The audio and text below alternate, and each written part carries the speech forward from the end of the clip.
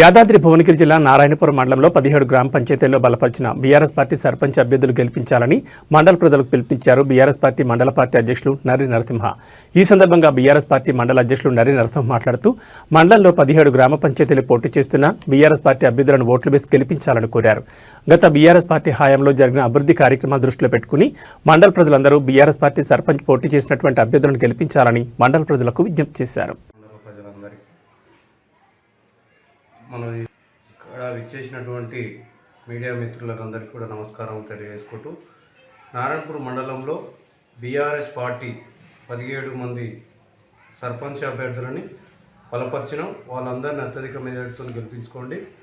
మరి అదేవిధంగా కొన్ని గ్రామాలలో మేము మద్దతు ఇచ్చినటువంటి అభ్యర్థులని బీజేపీ అభ్యర్థులు మరియు ఇండిపెండెంట్ అభ్యర్థులు, సిపిఎం అభ్యర్థులు మొత్తం అందరినీ కూడా అత్యధిక మెజారిటీతో గెలిపించగలరు.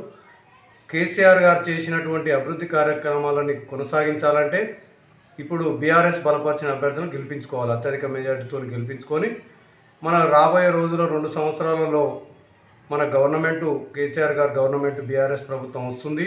గ్రామాలని ప్రతి ఒక్క అభివృద్ధి చేసిందంటే బీఆర్ఎస్ ప్రభుత్వమే, కేసీఆర్ ప్రభుత్వమే.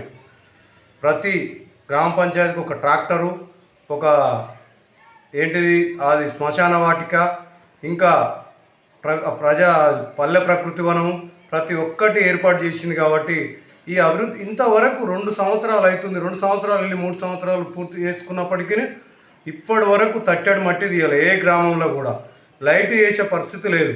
చాలా ఇబ్బంది ఉన్నది. కాబట్టి ఈ ఇబ్బందులన్నీ పోవాలంటే ఖచ్చితంగా బీఆర్ఎస్ బలపరిచిన అభ్యర్థులను గెలిపించుకొని ముందుకు వెళ్ళాలని కోరుకుంటూ ప్రజలందరికీ, మండల ప్రజలందరికీ మరొకసారి విజ్ఞప్తి చేస్తున్నాం, మనవి చేసుకుంటున్నాం.